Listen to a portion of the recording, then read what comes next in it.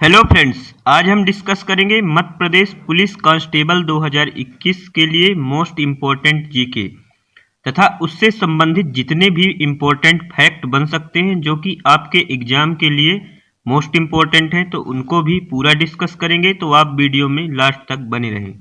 आज ये practice set number 12 है। अगर आप 11 तक नहीं देखे हैं तो आप वीडियो के प्लेलिस्ट में जाके देख सकते हैं। बात करते हैं फर्स्ट क्वेश्चन के। क्षेत्र के संदर्भ में इनमें से कौन सा महाद्वीप सबसे बड़ा है? तो आपको बताना है कि कौन सा महाद्वीप सबसे बड़ा है। ऑप्शन है ऑस्ट्रेलिया, एशिया, अफ्रीका, यूरोप। तो इसका सही आंसर हो जाएगा एशिया महाद्वीप। एशिया महाद्वीप सबसे बड़ा है। तो एशिया महाद्वीप को किस नाम से जाना जाता है? यहाँ से क्या क्या क्वेश्चन बनते हैं? तो एशिया महाद्वीप को जाना जाता है महाद्वीपों के महाद्वीप के नाम से। तो अगर क्वेश्चन बने कि महाद्वीपों के महाद्वीप के नाम से किसे जाना जाता है, तो एशिया महाद्वीप हो जाएगा। और बात करें कि सबसे छोटा महाद्वीप कौन सा है, तो सबसे छोटा महाद्वीप हो जाएगा ऑस्ट्रेलिया महाद्वीप। तो आपको याद रखना है कि ऑस्ट्रेलिया महाद्वीप सबसे छोटा हो जाएगा। और प्रायद्वीपीय महाद्वीप तो यूरोप महाद्वीप से देख लें अगर, तो यूरोप महाद्वीप को क्या कहा जाता है? प्रायद्वीपीय महाद्वीप। तो प्रायद्वीपीय महाद्वीप पूछे तो प्रायद्वीपीय महाद्वीप हो जाएगा यूरोप। और अगर पूछे कि डार्क महाद्वीप के नाम से किसे जाना जाता है, तो डार्क महाद्वीप हो जाएगा अफ्रीका। तो काला महाद्वीप या तो डार्क महाद्वीप के नाम से किसे जाना जाता है? अफ्रीका को जाना जाता है। और देख लेते हैं महाद्वीप से क्या क्या क्वेश्चन बनते हैं। तो भारत में कितने कॉन्टिनेंट होते हैं? तो भारत में 7 महाद्वीप होते हैं। आपको ये याद रखना है कि भारत में 7 महाद्वीप होते हैं। सबसे बड़ा महाद्वीप होता है एशिया, सबसे छोटा होता है ऑस्ट्रेलिया। और क्वेश्चन एक बनता है कि नई दुनिया का महाद्वीप किसे कहा जाता है? तो आपको याद रखना है कि नई दुनिया का महाद्वीप कहा जाता है उत्तर अमेरिका को। तो उत्तर अमेरिका को क्या कहा जाता है? नई दुनिया का महाद्वीप। और विज्ञान के लिए समर्पित महाद्वीप किसे कहा जाता है? तो विज्ञान के लिए समर्पित महाद्वीप कहा जाता है अंटार्कटिका को, जहां पे इंसान नहीं रहता है, सिर्फ वहां पे साइंटिस्ट की प्रयोगशालाएं हैं। और एक दूसरे का दर्पण प्रतिबिंब, तो किस महाद्वीप को माना जाता है एक दूसरे का दर्पण प्रतिबिंब? तो इसका आंसर हो जाएगा यूरोप और ऑस्ट्रेलिया। तो यूरोप और ऑस्ट्रेलिया को क्या माना जाता है? एक दूसरे का दर्पण प्रतिबिंब। इसके बाद महाद्वीप से क्वेश्चन बनता है कि यस आकार का महाद्वीप कौन सा है? तो आपको बताना है कि यस आकार का महाद्वीप कौन सा है। तो इसका सही आंसर हो जाएगा अंटार्कटिका। तो अंटार्कटिका महाद्वीप एस आकार का है। तो देख लेते हैं आज के नेक्स्ट क्वेश्चन से। नेक्स्ट क्वेश्चन है जामनी नदी का उद्गम स्थल कहाँ है? तो आपको बताना है सागर, उज्जैन, रीवा, बैतूल। तो इसका सही आंसर हो जाएगा सागर। तो जामनी नदी कहाँ से निकलती है? तो जामनी नदी निकलती है सागर से। इसके बाद अगर देख ले कि उज्जैन से क्या क्वेश्चन बनता है, तो उज्जैन से पूछा जाता है कि क्षिप्रा नदी मध्य प्रदेश के किस शहर से होकर बहती है? तो उज्जैन शहर से होकर कौन सी नदी बहती है? क्षिप्रा नदी बहती है। इसके बाद रीवा से क्वेश्चन पूछा जाता है कि मध्य प्रदेश का सबसे ऊंचा वाटरफॉल, मध्य प्रदेश का सबसे ऊंचा वाटरफॉल कहाँ है? तो ये कहाँ है? रीवा में है, जिसको किस नाम से जाना जाता है? चचाई वाटरफॉल। जो किस नदी पे है? तो बीहड़ नदी पे है। कौन सी नदी पे है? आपको याद रखना है कि बीहड़ नदी पे है। और 130 मीटर ऊंचा है। कितने मीटर ऊंचा है आपको ये याद रखना है।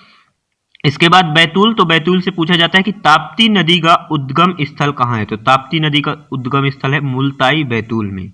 और अगर बात करें कि भारत का सबसे ऊंचा वाटरफॉल जलप्रपात कौन सा है? तो जोग या गरसोप्पा जलप्रपात, जो कि कौन सी नदी पर बना है? तो शरावती नदी पर बना है। और कहाँ स्थित है? तो कर्नाटक में स्थित है। तो आपको याद रखना है कि कर्नाटका में स्थित है। इसके बाद बात कर लेते हैं नेक्स्ट क्वेश्चन की। तो नेक्स्ट क्वेश्चन देख लीजिए, किसी प्रदेश के राज्यपाल की नियुक्ति कौन करते हैं?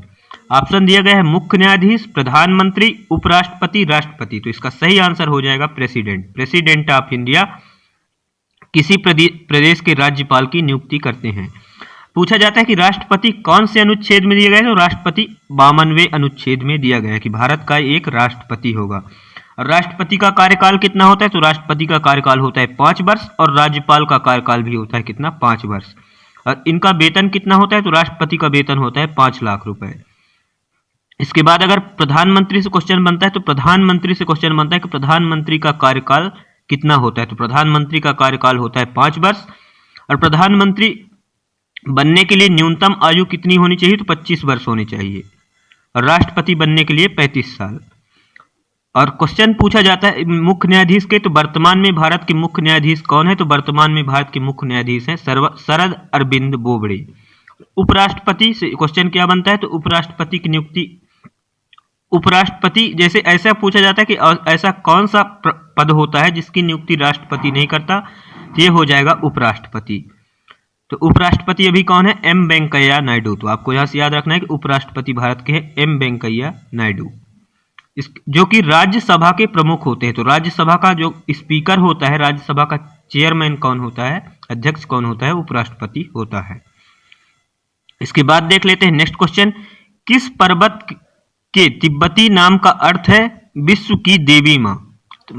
Mount Godwin Austin, mount Everest, Satpura, Kanchenjunga. तो इसका सही आंसर हो जाएगा माउंट एवरेस्ट। तो आपको याद रखना है कि माउंट एवरेस्ट, जो कि विश्व का सबसे ऊंचा पर्वत शिखर है, कौन सी चोटी है? माउंट एवरेस्ट, जिसकी ऊंचाई कितनी है? 8,848 मीटर। तो 8,848 मीटर, या तो कभी कभी 8,850 मीटर दे देता है, तो आपको कंफ्यूज नहीं होना है। इसके बाद अगर बात करें कि कंचनजंगा, तो कंचनजंगा भारत की सबसे ऊंची चोटी है। तो आपको याद रखना है कि अगर पूछे कि भारत की सबसे ऊंची चोटी कौन सी है, तो कंचनजंगा, इसकी ऊंचाई कितनी है? तो 8,856 मीटर। तो आपको याद रखना है कि 8,856 मीटर कंचनजंगा की ऊंचाई है और दुनिया की 3rd सबसे ऊंची चोटी है। और अगर बात कर ले गॉडविन ऑस्टिन, तो इसको K2 के नाम से जाना जाता है। तो माउंट K2 के नाम से जाना जाता है किसको? गॉडविन ऑस्टिन की, जो कि विश्व की दूसरी सबसे ऊंची चोटी है। इसकी ऊंचाई कितनी है? तो 8,611 मीटर। तो 8,611 मीटर, आपको यहाँ से इतना याद रखना है। और ये कहाँ स्थित है? तो पाक ऑक्यूपाइड कश्मीर, तो POK में स्थित है। POK में स्थित है, जो कि ये गॉडविन ऑस्टिन। इसके बाद बात कर लेते हैं सतपुड़ा। तो सतपुड़ा कहाँ है? सतपुड़ा पर्वतमाला के बारे में आप कमेंट बॉक्स में बताएंगे। तो देखते हैं नेक्स्ट क्वेश्चन। तो नेक्स्ट क्वेश्चन हो जाए, ख्याल गायन के लिए विख्यात इंदौर घराने की स्थापना किसने की थी? तो ऑप्शन देख लीजिए, इसका सही आंसर क्या हो जाएगा? सही आंसर बताइए। तो इसका सही आंसर हो जाएगा आमिर खान। तो आमिर खान इसका सही आंसर हो जाएगा। इसके बाद यहाँ से क्या क्वेश्चन बनता है ख्याल गायन से? तो आपसे तबला वादक पूछा जाता है कि तबला वादक कौन है? तो तबला वादक के नाम से प्रसिद्ध हैं जाकिर हुसैन, और इनके फादर कौन? अल्लाह रक्का खां। तो आपको मैं ये प्रमुख मतलब इंस्ट्रूमेंट के वादन से कल क्वेश्चन कराया हूँ, तो डिटेल में कराया हूँ, तो आप कल का वीडियो देख लीजिए, जिससे कि आपको पूरा क्लियर हो जाएगा। तो इसके बाद बात कर लेते हैं नेक्स्ट क्वेश्चन की। नेक्स्ट क्वेश्चन है, वर्ष 2016 में दादा साहब फाल्के पुरस्कार से किसे सम्मानित किया गया? तो वर्ष 2016 में दादा साहब फाल्के पुरस्कार से किसे सम्मानित किया गया? ऑप्शन देख लीजिए, इसका आंसर करिए। तो इसका सही आंसर हो जाएगा, आपको 2019 का लेटेस्ट पूछा जाएगा, क्योंकि 2016 तो मतलब ये प्रीवियस ईयर का पार्ट है। तो 2019 में किसे सम्मानित किया गया? अमिताभ बच्चन। तो आपको याद रखना है कि अमिताभ बच्चन, जो फिल्म का सबसे सर्वोच्च पुरस्कार होता है दादा साहब फाल्के पुरस्कार, तो ये किसे दिया गया? अमिताभ बच्चन को। और भारत के प्रथम ग्रैंड मास्टर कौन थे? तो विश्वनाथ आनंद, आपको ये याद रखना है। इसके बाद बात कर लेते, ये 2016 का देख लीजिए कि विश्वनाथ को दिया गया। इसके बाद देख लेते हैं नेक्स्ट क्वेश्चन, ताप्ती नदी का मूल है। तो ताप्ती कहाँ से निकलती है? मूलताई, रायसेन जिला, मुरूम नाला, अमरकंटक। तो इसका सही आंसर हो जाएगा मूलताई, जो कि मूलताई कहाँ स्थित है? तो बैतूल में स्थित है। आपको याद रखना है कि मूलताई बैतूल डिस्ट्रिक्ट में स्थित है। रायसेन डिस्ट्रिक्ट में क्या स्थित है? तो जो सांची का स्तूप है, सांची का स्तूप, जिसका निर्माण किसने कराया था? सम्राट अशोक ने कराया था। तो अशोक, जो कि बौद्ध धर्म को समर्पित है, तो इसका निर्माण, सांची का स्तूप रायसेन जिले में स्थित है। अमरकंटक क्यों प्रसिद्ध है? तो अमरकंटक मध्य प्रदेश के अनूपपुर डिस्ट्रिक्ट में स्थित है। तथा अमरकंटक में कौन कौन सी नदी का उद्गम स्थल है? तो नर्मदा नदी का उद्गम स्थल है और सोन नदी का उद्गम स्थल है। तो आपको यहाँ से याद रखना है कि नर्मदा और सोन का उद्गम स्थल कौन सा है? अमरकंटक है। और नर्मदा नदी से बात करें कि नर्मदा नदी से क्या क्वेश्चन बनता है? तो नर्मदा नदी से क्वेश्चन बनता है कि धुआंधार जलप्रपात कहाँ स्थित है? तो धुआंधार वाटरफॉल कहाँ स्थित है? धुआंधार वाटरफॉल हो जाएगा जबलपुर में। तो आपको याद रखना है कि जबलपुर में स्थित है। इसके बाद देख लेते हैं नेक्स्ट क्वेश्चन। तो नेक्स्ट क्वेश्चन देख लीजिए, बोरी वन्यजीव अभ्यारण्य किस जिले में स्थित है? तो ऑप्शन दिया गया है झाबुआ, होशंगाबाद, धार, राजगढ़। तो इसका सही आंसर हो जाएगा होशंगाबाद। तो बोरी वन्यजीव अभ्यारण्य कहाँ स्थित है? होशंगाबाद। अब वन्यजीव अभ्यारण्य से क्या क्या क्वेश्चन बनते हैं आपके एग्जाम में?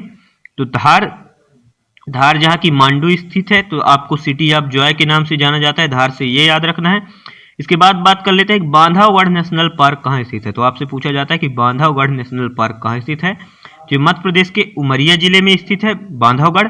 इसके बाद पूछा जाता है कि कौन सा नेशनल पार्क, जैसे इंपॉर्टेंट नेशनल पार्क देखें तो पन्ना नेशनल पार्क आपके लिए इंपॉर्टेंट हो जाता है, और कान्हा किसली नेशनल पार्क पूछा जाता है। तो कान्हा किसली नेशनल पार्क कहाँ हो जाएगा, मंडला डिस्ट्रिक्ट में। तो आपको याद रखना है कि मंडला डिस्ट्रिक्ट में हो जाएगा कान्हा किसली नेशनल पार्क।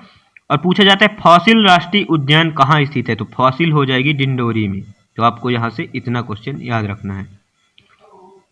इसके बाद बात कर लेते हैं नेक्स्ट क्वेश्चन। तो नेक्स्ट क्वेश्चन देख लीजिए, सिस्टर निवेदिता के नाम से किसे जाना जाता है। तो या तो जाना गया है तो Margaret Noble, Sarojini Naidu, Lady Lansdowne, Lady Mountbatten, Annie Besant. तो इसका सही आंसर हो जाएगा मार्गरेट नोबल, जो कि स्वामी विवेकानंद की शिष्या थी। तो मार्गरेट एलिजाबेथ नेबुल, इनका पूरा नाम क्या था, मार्गरेट एलिजाबेथ नेबुल, जो कि स्वामी विवेकानंद की शिष्या थी, जिनका नाम क्या था, भागनी निवेदिता। तो आपको याद रखना कि सिस्टर निवेदिता दे दे या तो भागनी निवेदिता दे दे। इसके बाद अगर बात करें कि एनी बेसेंट कौन थी, तो कांग्रेस की प्रथम महिला अध्यक्ष। तो कांग्रेस की प्रथम महिला अध्यक्ष कौन हो जाएंगी, एनी बेसेंट, जो कि कहां से थी, तो आयरलैंड से थी। और यहां से क्वेश्चन पूछा जाता है कि होम रूल लीग की स्थापना किसने की थी। तो होम रूल लीग की स्थापना किसने की थी, एनी बेसेंट ने। सरोजनी नायडू से पूछा जाता है कि भारत की पहली महिला कांग्रेस अध्यक्ष। तो भारत की पहली महिला कांग्रेस अध्यक्ष एनी बेसेंट, और भारत की पहली महिला भारतीय कांग्रेस अध्यक्ष तो ये हो जाएंगी सरोजनी नायडू। तो आपको यहाँ से इतना याद रखना है। इसके बाद बात करते हैं नेक्स्ट क्वेश्चन की। तो नीति आयोग के अध्यक्ष कौन है। तो नीति आयोग के अध्यक्ष दिया गया है, पूछा गया है नरेंद्र मोदी, अरविंद पनगड़िया, अरविंद सुब्रमण्यम। तो इसका सही आंसर हो जाएगा नरेंद्र मोदी। जो नीति आयोग का चेयरमैन कौन होता है, तो जो भारत का प्रधानमंत्री होता है, चाहे जब की बात करें तो जो प्राइम मिनिस्टर ऑफ इंडिया होता है वही नीति आयोग का अध्यक्ष होता है। और अगर बात करें कि नीति आयोग के सीईओ कौन है, तो नीति आयोग के सीईओ हो जाएंगे अमिताभ कांत। तो आपको यहाँ से इतना क्वेश्चन पूछा जाता है, नीति आयोग के सीईओ अमिताभ कांत। इसके बाद पूछा जाता है नीति आयोग से कि नीति आयोग की स्थापना कब हुई थी। तो आपको बताना है कि नीति आयोग की स्थापना कब हुई थी, 1 जनवरी 2015 को। तो 1 जनवरी 2015 को। नीति आयोग का फुल फॉर्म अगर पूछा जाए तो national institution for transforming India. तो आपको याद रखना है कि national institution for transforming India. इसके तो थैंक यू दोस्तों। अगर आपको वीडियो पसंद आई हो तो लाइक करो, शेयर करो, सब्सक्राइब करो। और इसी तरह के वीडियो मैं डेली अपलोड करता हूं, तो आप डेली देख सकते हैं, जो कि 10 या 15 मिनट का वीडियो होता है, जिसमें कि आपको 35 या 40 क्वेश्चन लगभग कराए जाते हैं अगर डिटेल से लें, और जो कि आपके एग्जाम के लिए मोस्ट इंपॉर्टेंट होते हैं। तो अगर वीडियो पसंद आई हो तो लाइक करो, शेयर करो, सब्सक्राइब करो। जय हिंद।